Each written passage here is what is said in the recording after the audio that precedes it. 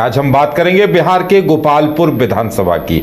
जी हां, गोपालपुर विधानसभा जो भागलपुर लोकसभा सीट के अंदर आती है और यहां विधायक भी जदयू के गोपाल मंडल हैं जो काफी चर्चित रहते हैं अक्सर अपनी बातों को लेकर। और हम चर्चा करेंगे कि आखिर यहां गोपालपुर के समीकरण क्या है, पिछला इतिहास क्या रहा है और जो पिछला इतिहास रहा है वो समीकरणों को कितना प्रभावित करेगा। ज्यादा जानकारी के लिए इस वक्त हमारे साथ हमारे वरिष्ठ सहयोगी राकेश रंजन जी हैं। राकेश जी, गोपालपुर के समीकरणों को इस बार आप किस तरह से देख रहे हैं? देखिए, गोपालपुर के समीकरण तो अपनी जगह हैं, लेकिन जो अभी सबसे बड़ा सवाल है वो ये है कि गोपाल मंडल की वापसी होगी या नहीं, इस पर चर्चा सबसे ज़्यादा है। और इसके पीछे वजह ये है कि जेडीयू के अंदर ही अंदरूनी कलह जो है वो आप देख सकते हैं। गोपालपुर के विधायक गोपाल मंडल और भागलपुर के सांसद अजय मंडल के बीच सब कुछ ठीक नहीं चल रहा है और चीज़ें ऐसी नहीं हैं कि बैकडोर हो रही हैं, वो पब्लिक के सामने है।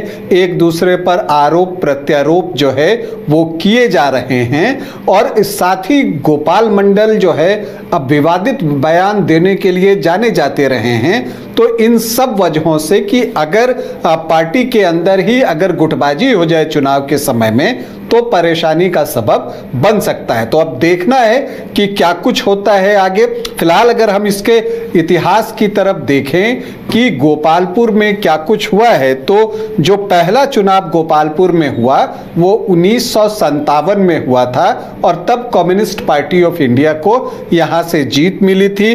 मणिराम सिंह यहां के पहले विधायक बने थे। दरअसल 1957 से 1985 तक जब आप देखेंगे तो यहां पर जो मुकाबला है वो कांग्रेस वर्सेस सीपीआई ही आपको देखने को मिलेगा। ये बात अलग है कि ज्यादा अवसरों पर जीत जो है वो कांग्रेस को मिली, हालांकि पहली जीत जो है वो सीपीआई के नाम थी। कुल 8 चुनाव जो है 1957 से 1985 के बीच गोपालपुर में हुए, जिसमें 5 बार कांग्रेस को सफलता मिली और 3 बार यहां से सीपीआई जीतने में सफल रहा। फिर 1990 आता है और तब गोपालपुर में पहली बार कमल खिलता है। लेकिन इसके आगे की कहानी अगर आप देखें तो इसके बाद जितने भी चुनाव हुए हैं उसमें जीत सिर्फ और सिर्फ जनता नामधारी पार्टियों को ही मिली है। कांग्रेस मुख्य मुकाबले में 1995 तक रहा, लेकिन उसके बाद साल 2000 से जो है अगर आप देखें तो यहां मुकाबला 2 सोशलिस्ट विचारधारा वाली पार्टियों के बीच ही होने लगा। आज एक तरफ लालू प्रसाद यादव के नेतृत्व वाली पार्टी आरजेडी और दूसरी तरफ नीतीश कुमार जिसका कि प्रतिनिधित्व करते नेतृत्व करते थे, उस पार्टी के बीच मुकाबला हुआ। 2000 में समता पार्टी और बाद में जेडीयू। तो ये जो 6 मुकाबले हुए हैं लालू प्रसाद यादव के नेतृत्व वाली पार्टी और नीतीश कुमार के नेतृत्व वाली पार्टी के बीच में, उसमें 4 बार जो है जेडीयू को कामयाबी मिली है और 2 बार आरजेडी ने भी सफलता का स्वाद यहां पर चखा है। अगर आप गोपालपुर विधानसभा सीट को देखें तो ऐसा नहीं है कि यहां पार्टियों का ही वर्चस्व रहा है या वो महत्व रखते हैं, यहां चेहरे भी बहुत महत्व रखते हैं। व्यक्ति जो है वो इंपॉर्टेंट होता है। वो कैसे? अगर हम इसे देखें तो हम पहले ये देख लेते हैं कि जो 16 चुनाव हुए हैं उसमें किसको कितनी जीत मिली है। तो कांग्रेस को 5 जीत मिली है, लेकिन जो 5 में से 4 जीत है वो मदन प्रसाद सिंह ने हासिल की है। तो जो पहला चेहरा आपको दिख रहा है वो मदन प्रसाद सिंह दिख रहे हैं। इसके बाद सीपीआई ने 3 बार यहां पर सफलता अर्जित की है, तो तीनों ही बार जो है मणिराम सिंह यहां पर जो है वो चुनाव जीतने में सफल रहे। तो वो सीपीआई की सफलता थी, मणिराम सिंह की सफलता थी, कांग्रेस की सफलता थी या फिर आपको मदन प्रसाद सिंह की सफलता थी। इसी तरह से जेडीयू को यहां पर 4 बार कामयाबी मिली है और चारों ही बार जो कामयाबी दिलाई है जेडीयू को वो गोपाल मंडल ने दिलाई है। उनका नाम नरेंद्र कुमार नीरज है। तो ये जीत गोपाल मंडल की है या जेडीयू की है। तो ये चीज देखने को आती है। इसी तरह से आरजेडी 2 बार और जनता दल 1 बार यहां पर चुनाव जीतने में सफल रहा है। और ये जो 3 जीत है ये आपको आर.के. राणा फैमिली की जीत है, जिसमें रविंद्र राणा 2 बार और अमित राणा जो है वो 1 बार जीतने में सफल रहे हैं। बीजेपी को 1 बार कामयाबी यहां पर मिली है। तो ये चीज दिखता है कि यहां व्यक्ति भी महत्वपूर्ण रहे हैं। अब अगर हम यहां के आखिरी 3 चुनावों की बात करें तो 2010 में नरेंद्र कुमार नीरज जेडीयू के टिकट पर चुनाव लड़ रहे थे। नरेंद्र कुमार नीरज, जिनको कि लोग गोपाल मंडल के नाम से जानते हैं, 53,876 वोट लेकर आए थे। 47.01% उनका वोट था। दूसरे स्थान पर अमित राणा थे आरजेडी के, जिनको कि 28,816 वोट आए थे। और जेएमएम तब चुनाव लड़ रहा था, रंजन कुमार थे जेएमएम के प्रत्याशी, उनको 9,360 वोट आए थे, 8.17%। तो एक ट्रायंगुलर फाइट थी। और चूंकि 47% वोट जो है गोपाल मंडल के पास था तो जीत भी बड़ी हुई, 25,060 वोटों की जीत हुई। 2015 में जब महागठबंधन बना तो जेडीयू आरजेडी कांग्रेस एक छाते के नीचे थी। और ऐसी परिस्थिति में चूंकि ये सीट जो है जेडीयू की ट्रेडिशनल सीट जैसी हो गई थी तो जेडीयू को ही लड़ने के लिए दी गई। और जेडीयू ने क्या किया कि गोपाल मंडल को 1 बार फिर से प्रत्याशी बनाया। अब सामने एनडीए से बीजेपी ने अपना प्रत्याशी दिया अनिल कुमार यादव को। और देखिए उस वक्त यह अनुमान लगाया जा रहा था कि चूंकि नीतीश कुमार, लालू प्रसाद यादव और कांग्रेस की पार्टी तीनों एक साथ है तो इस अंक गणित में बीजेपी कहीं टिकेगी नहीं। हालांकि हार का सामना करना पड़ा बीजेपी को, लेकिन मुकाबला बहुत कांटे का था। और सिर्फ 5,169 वोटों से गोपाल मंडल चुनाव जीत सके।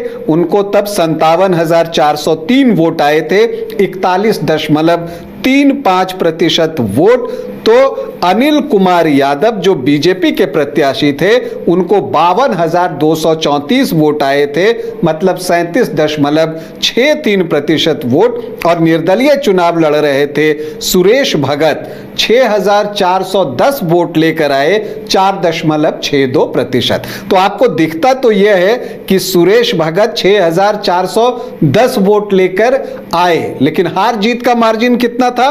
5,169 वोट। तो अगर ये वोट जो सुरेश भगत के पास था वो आमतौर पर बीजेपी का वोट है, अगर वो शिफ्ट हो जाता अनिल कुमार यादव की तरफ तो गोपालपुर में तब बाजी पलट जाती।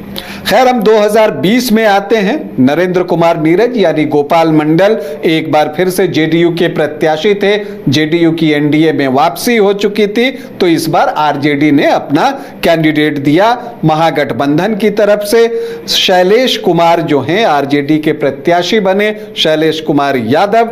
और फिर यहां पर जो है एक मुकाबला जो हुआ ट्रायंगुलर हुआ, क्योंकि सुरेश भगत जिन्होंने कि 2015 में अनिल कुमार यादव का खेल खराब किया था, वो एलजेपी के टिकट पर जेडीयू का खेल खराब करने उतर गए। लेकिन चूंकि बीजेपी जेडीयू के साथ थी तो नरेंद्र कुमार नीरज को एक बार फिर से 46.4% वोट मिले, 75,533 वोट। और शैलेश कुमार को 51,072 वोट मिले, मतलब 31.4%। और सुरेश भगत जो है 23,406 वोट लेकर आ गए, 14.41%। लेकिन वो वोट इतने नहीं थे कि वो नरेंद्र कुमार नीरज की हार का कारण बने गोपाल मंडल के। आखिरकार गोपाल मंडल 24,461 वोटों से चुनाव जीत जाते हैं। इस बार भी जो लोकसभा का चुनाव हुआ तो अजय मंडल को गोपालपुर में 39,432 वोटों की लीड मिली है, वो भी कांग्रेस के कद्दावर नेता अजित शर्मा के खिलाफ। तो अब सवाल उठता है कि 2025 में क्या होगा। तो देखिए बहुत सारे सवाल हैं यहां पर, और जैसे कि गोपाल मंडल जो विवादित बयान देते हैं उसको लेकर तरह तरह की चर्चाएं हैं कि क्या वो फिर जेडीयू के टिकट पर चुनाव लड़ेंगे, क्या फिर से जेडीयू उन्हें टिकट जो है वो देने जा रही है। ये बहुत तेरे सवाल हैं। हालांकि जेडीयू की तरफ से अभी आप देखें तो उनका दावा सबसे मजबूत दिखता है गोपाल मंडल का, अभी भी इतनी घटनाओं के बाद भी। तो एक तो वो नाम है, उनके पुत्र आशीष मंडल के भी नाम की चर्चा हो रही है कि अगर किसी कारणवश गोपाल मंडल नहीं लड़े तो उनके पुत्र आशीष मंडल यहां पर चुनाव लड़ सकते हैं। लेकिन जेडीयू से एक और नाम चल रहा है, अर्पणा कुमारी का, और जो विवाद हुआ है वो इसी वजह से हुआ है, और इसी वजह से जो गोपाल मंडल हैं उन्होंने अजय मंडल पर कई आरोप लगाए, बिलो द बेल्ट भी उसमें से कुछ आरोप हैं। अब जहां तक आरजेडी का सवाल है कि आरजेडी से कौन, तो देखिए शैलेश कुमार पिछली बार चुनाव लड़े थे तो उनका दावा तो बनता ही है।